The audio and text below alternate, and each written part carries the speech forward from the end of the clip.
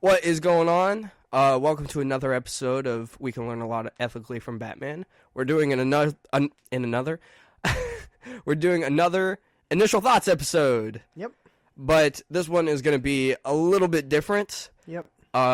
We are talking about 28 Years Later, The Bone Temple, a rated R movie. So if you don't want to hear stuff about blood or gross kind of listener discretion advised. Yeah, there's some body horror there's and some adult themes in this movie. Some. It's mostly adult themes. But it was so good we wanted to talk about it. Yeah, we want to talk about it. So, if you don't want to listen to this, don't listen to it. It's fine. It won't hurt our feelings. It'll hurt mine. I mean, I don't want you to listen to it if you don't want to listen to it. We'll highly recommend if you're 18 years or younger or 17 years or younger. Don't listen to this episode. Obviously, we're not going to be showing the movie, but we're going to be talking about some of the more rougher things in it. Yeah, because it is fair warning. Yeah. So, if you don't want to listen to it, we've warned you. Now is the time. Now's the time to get on out of here. Yep. If I could stop coughing, that would be great. That's okay. It's fine. Well, what did you think? I thought it was really good. Yeah. I think it's pretty good too. I mean, I think this whole franchise, specifically the first one, is probably the greatest thing ever with zombies. Yeah. Like the greatest movie to include zombies. Like I think it's the most well done zombie story. I like a lot of them. The only one I haven't seen is 28 Weeks Later. Yeah. But you explained it to me, so yeah. I mean, I don't think you really need to, because Cillian Murphy's not in it. Yeah. A lot doesn't happen. So I mean, pretty much if you've seen the first one, yeah, you're good. Like weeks and years, or days and years are really the only one. Yeah. I mean, weeks is good, but it's not, so far there hasn't been a whole lot that you need to know about from weeks. And even the first Years movie, it does a good job of explaining things without really explaining things. I mean, it's a zombie universe where it's 28 years later, so and this movie picks up right where the last one left off. Right where the last one left off. So our main character, our protagonist Spike, got indoctored into this Satanist cult. Yep. And their whole mission is to, what do they say? They say that they're so their whole thing is Satan created the virus. Yeah. That has taken over the world, and they're they're the ones. They're his fingers. Yeah. Are what they refer to the fingers of his right hand. Yeah, the jimmies. Yeah, the jimmies. I don't really know what their mission is. I mean, they just go around killing people. Yeah, they explain it. I can't remember what word they used, but charity. Charity, yeah. Yeah. They're giving charity to people by letting them leave this horrible earth. I think horrible. So the leader of this cult, his name, he refers to himself as Sir Lord Jimmy Crystal. Yeah. And he was around when it started. Yeah, he was a little kid. And his father, I think, worked at the church because they lived beside a church. Yeah. And his dad always talked about the importance of charity. Yeah. And Jimmy saw his father lead the infected because his dad had become infected. Yeah. So he believed that his dad was leading the infected and spreading charity on the world. And he also believed his dad, because he was leading the infected, or as they call them, the demons, he is Satan. Yeah, Jimmy believes that he is the son of Satan, and there's a lot of it's done well to the point where it's not glorifying Satanism. It's showing how dumb it kind of is. How dumb it is, and how people will do anything to find some sense of an answer in this world. I mean, it's been 28 years since this thing started. Yeah. So the world is pretty much over where they're living. Yeah. They're just trying to survive. Yeah. So. But, I mean, their cult stuff is definitely interesting. We watched this movie together, and, like, there were some points where I was like, oh my gosh, this is terrible. It's definitely weird, but it's done to the point I mentioned to you. It's kind of like Ultron in Age of Ultron, how he quotes the Bible to justify what he's doing to the world. It's done in a way where it's intentionally showing you that these people are crazy. Yeah. This is not the right thing to do, but they think it is. So it's a well done villain story. Mm-hmm. And the whole time they're going around and they're giving people charity and doing some awful things to people. And there's different acts of charity that they do. Yeah, and the ones that they show are rough, man. Rough. Like almost like rough enough for me to like cringe and like almost like look like gosh. There's some rough stuff. But the fingers, the members of this cult all call themselves Jimmy because the leader is Jimmy. Yeah. So they're all Jimmy. Yeah.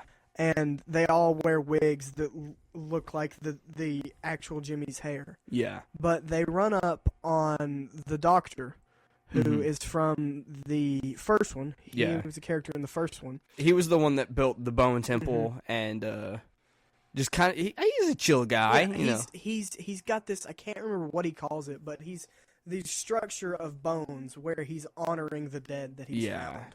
He finds them. He burns them up.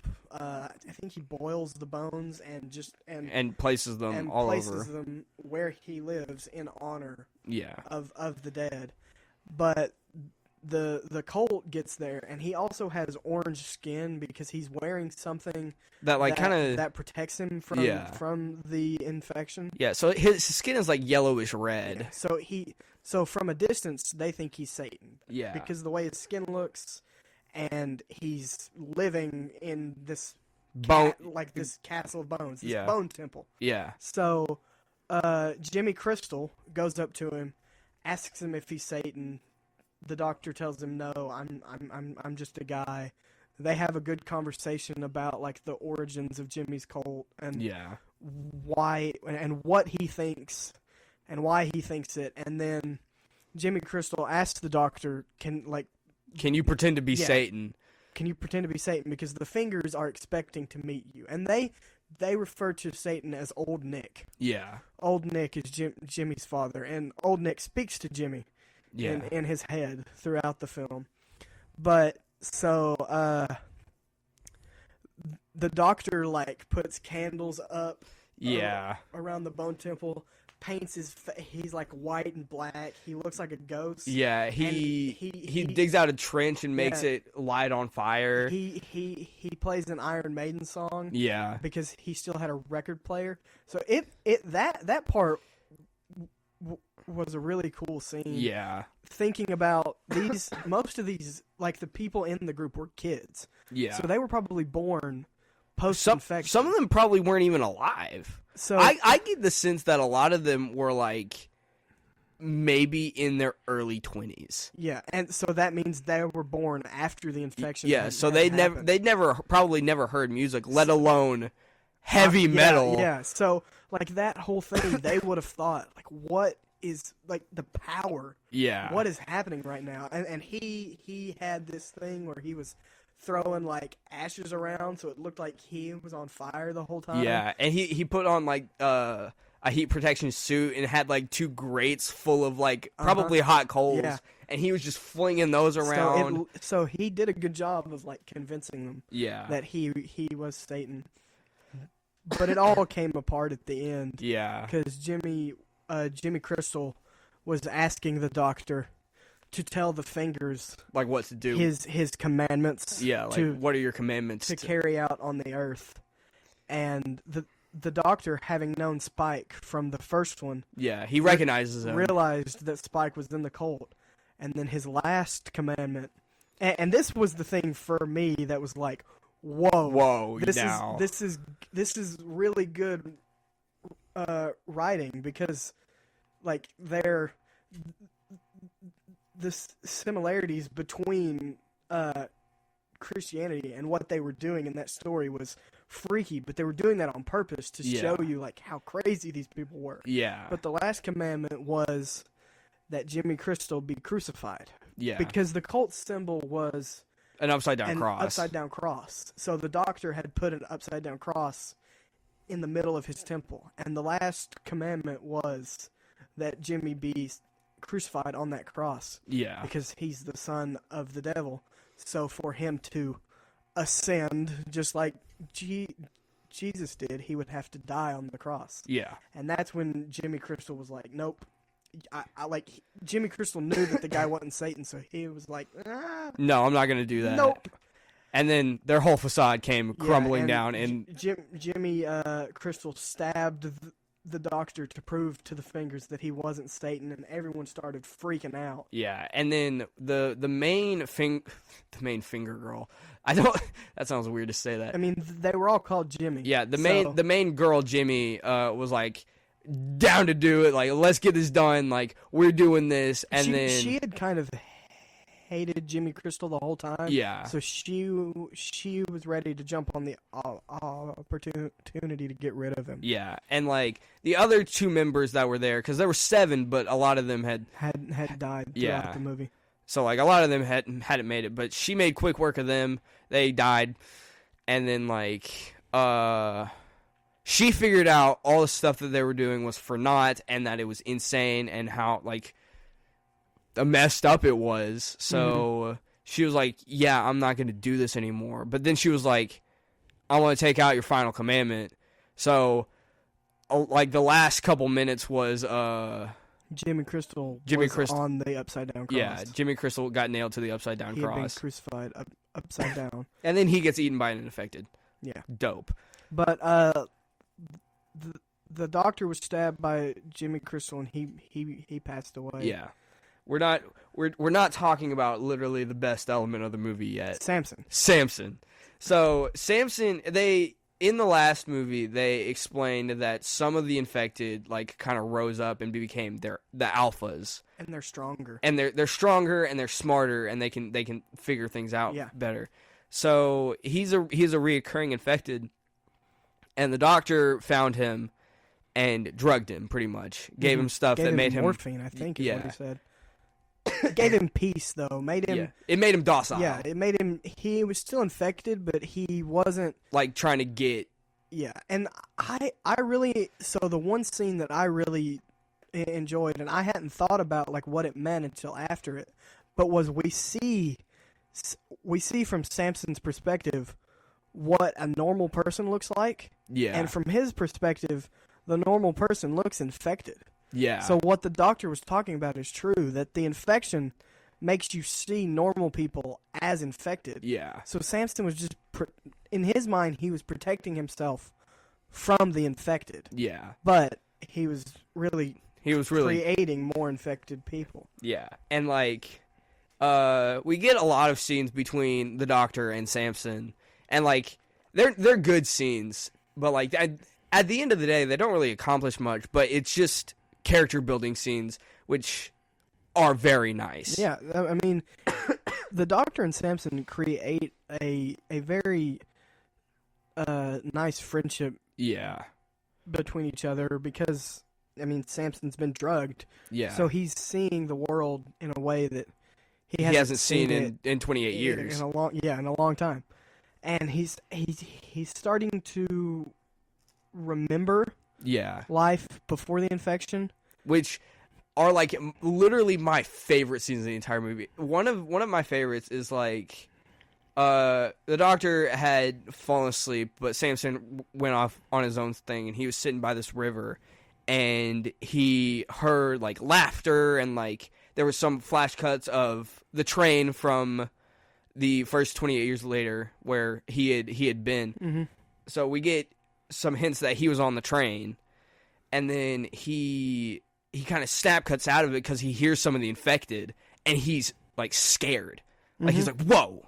What was that? And his eyes are normal. Like his eyes don't have the bloodshot red. Yeah, and like, but yeah, and those scenes. There's a couple of them throughout the movie. Seeing him cut back to. I mean, I hadn't even thought about it, but it's been so long. He was a kid. Yeah. On the train, like they first showed him. I'm like, is this supposed to be Samson? Oh yeah, it's been 28 years. Of course. But yeah, that was really cool. Yeah, and then we get the scene of him actually on the train. But before that, the doctor had sat him down and like he had talked to Samson and just talking. Yeah, he was just talking to him. But he had sat him down and he was like, "All right, like I only have this much left of this morphine. Like I can't do this for very much longer." So he decided he was just gonna kill him, pretty much. But he was gonna do it like how like. No, he was gonna give him the cure.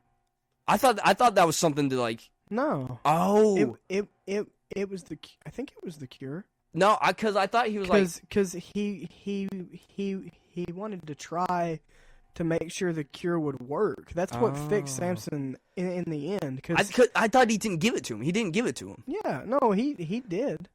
I thought he hadn't.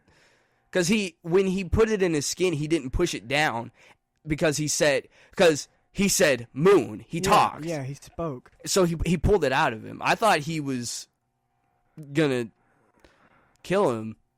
We might have to. I don't remember. But yeah. Whatever. He spoke. Yeah. And like spoke. that was a big moment because Samson was talking like not Samson. The doctor was talking like a couple like maybe like an hour before, and he was like, "It would be so wonderful if you could understand me, and like if you could hear or talk or speak." And then we cut back to the scene on the train, and he's remembering things. He's remembering the outside. He remembers his parents, I'm assuming, and he remembers the ticket lady asking for his ticket. And then it snap cuts back to him being in the train, as the healed infected, and he goes, "I don't have a ticket." And that moment made me so happy. Like that was probably my favorite moment of the movie because he's actually finally speaks, and it's great. And then the person he was actually talking to was an infected, and apparently there was a bunch of them there, and they all kind of swarm him, and they're spitting blood in his face to get him to be infected. They're biting on him and stuff like that, but he remained fine. Yeah. Which poses an interesting question. Like, is he just immune to it now? Who knows? Yeah. I hope they expand upon that in the next one, because I really hope that there is a next one. But we don't see him for a little bit, but then when all the Bone Temple stuff and the cult stuff were going on, he finally walked out of the train, and it did one of his big ol' screams. And then at the end of the movie, he comes back to the Bone Temple looking for the doctor, and he finds Jimmy Crystal on the upside down cross and just kind of shrugs it off. Yeah, he just kind of leaves him there. Yeah, he doesn't really care. And then he finds the doctor sitting there. He got stabbed, so he's dying. And he says his name. I can't remember what his name is. I can't remember his name either. But he says his name, and then he says thank you, and then he picks him up, and then it walks away. And then second best scene of the movie? Perhaps? What, the last scene? The last scene? Oh, yeah. So, I know we already talked about this movie and we've spoiled it, but this is like a big spoiler. Big spoilers. So, like, if you don't want to be spoiled on this movie even more, just leave now. But that scene cuts off, and we get this scene of this nice house in somewhere, and it's Cillian Murphy's house. He's back from the first movie. The very first one. He has a daughter now. We don't see the other lady, mother or the smaller girl that was in the first one. Yeah, we don't see them, but I'm assuming they're at the house, or maybe they got by the infected. But who knows? But hopefully they'll talk about that in the next one. Yeah, and then they see Spike and the redhead girl other Jimmy, whom he escaped with, running from the infected, and they go towards the house. Yeah, towards the house, and they go help him, and then that's where the movie ends. Yep, and the credits roll with the house in the song from the first one. Yeah, it's like iconic song from the first one. It's like House in a Heartbeat or something like that. The great song. The great song from it, which it was awesome to hear it in a theater, blaring from a theater. Yeah, it was great. When we were walking out of it, it had like reached the big moment where like, dude, I could hear it in the lobby. Yeah, I was in the bathroom and I could still hear it. It was loud. It was good, but yeah, I liked this movie a lot. There are some issues with it, as with a lot of movies, but I mean, it's still an interesting watch. I probably wouldn't watch it again because of some of the gore is rough. Yeah, some of the gore is really bad. Like there's some scenes that are unsavory 100%. But, I mean, the story elements are really good. Samson was definitely the best part. Samson's the best part. It was the most. Cole was fun. Yeah, but Samson was the definite best part. Afterwards, me and Carter were talking about it, and I was like, it's like an episode of Lost, like where you get super interesting stuff, and then the next 30 minutes are just stuff that you're just like, yeah, this is. They spend most of their time talking about the characters on the other side of the island. Yeah, like it would snap cut to Spike, and like the stuff with Spike and the cult is still interesting and cool. I don't want to say cool. It's still interesting. Yeah, it's well written. But the stuff with Samson and the Doctor is literally the best part. I didn't like that. Like Spike is the main character. Yeah. Of the first one, and he just feels just oddly missing from this one. Yeah, like he's not in it a whole. There's not a whole lot, and they also, I mean, Aaron Taylor Johnson was Spike's dad, and the first 28 years later ended with him supposedly. I mean, you would assume that he would go look for Spike, and he's not in this. Yeah, not even a mention of him. So, I mean, I hope he's in the next one. Yeah, his character was fine, I guess. I mean, he was Spike's dad. I mean, you would think that he would be out looking for him. Yeah, maybe he got infected. That would be a crazy twist of like what, like find the village, all infected. Yeah, or like Spike is like going through and he finds an infected and it's his dad. Like that would be nuts. Or the kid that he gave him. Yeah, was infected. The baby. Yeah, but yeah, there's stuff that we're not going to talk about that is gross. Yeah, not going to. Yeah, so like large detail. If you're gonna watch it, just be warned. Like, I mean, it is a horror movie, and it's rated R for a reason. But it's goes a lot farther than the previous three had. Yeah, and like some people might like that kind of stuff. Me personally, I don't love it, but I mean, I knew what I was getting myself into. I mean, if you're a fan of the franchise, definitely go watch it, but be prepared. Yeah, be prepared. There's some gross stuff in there. Yep. But specifically, the scene in the barn. Yep. Is the Jimmies are giving charity. Yeah. So like, just when they're in the barn, just be prepared to just close your eyes sometimes. Mm-hmm. But and if you think it's over, it's not. It's not over. It's not. It's gonna get worse. One of the Jimmy's death though in the barn was pretty satisfying. I'm not gonna lie. That was cool. Poor Andy Serkis' son. I know, man. He was just trying to help, man. Come on. He ended up dying? Yeah. He caught on fire, remember? Oh, yeah. Yeah, he catches on fire. Not good. But yeah. That's 28 years later, the Bone Temple. I know this is a shorter episode, but these are supposed to be shorter. Initial thoughts, so it's supposed to be kind of short. Sorry for the like almost hour of Wake Up Dead Man, but there's a lot more to talk about. That was absolute cinema. That was absolute cinema right there. Yeah, it's fine. Yeah, but yep, that's what we think. It's a good movie. I'm excited to see what they do next. Yeah, I mean, which is something I haven't said about a movie in a really long time. Yeah, I'm excited to see how they. I mean, it's supposed to be the last one, so how they wrap up the whole story. Hopefully that they find the cure and they get it. spread to the rest of the planet. Yeah, because they all live happily ever after. Yeah, there's no mention of the cure. The only person that knows about the cure is Samson. It is Samson because the doctor passed away. Yeah. But as far as I know, it's not on the whole planet. Yeah. Because in the first one, it was just England, but I think now it's just Europe. Like Europe, or maybe not even all of Europe. I know it's at least in the Scottish Highlands because that's where Jimmy was from. Yeah. But who knows? It's not in America as far as I know. Yeah, it's not. So who knows? They might have gotten over there, but I don't think it matters. But yeah. Hopefully Cillian Murphy finds the cure and saves the whole planet, and they all live happily ever after. Fingers crossed. Yep. What would you give it on a scale of 1 to 10? Probably like a 7. That's what I was thinking too. I'd give it a 7. Like, it was good. Some of the gore felt unnecessary. Yeah, cinematography was real good. Yeah. But some of the characters from the first one being missing weren't great. Yeah. But yeah, I think a 7 works out pretty well. I mean, the Doctor and Samson really saved it. Yeah. They were awesome. Yep. Alrighty. But yeah. We will see you all on the next one, and remember, we can learn a lot ethically from Batman. Yep.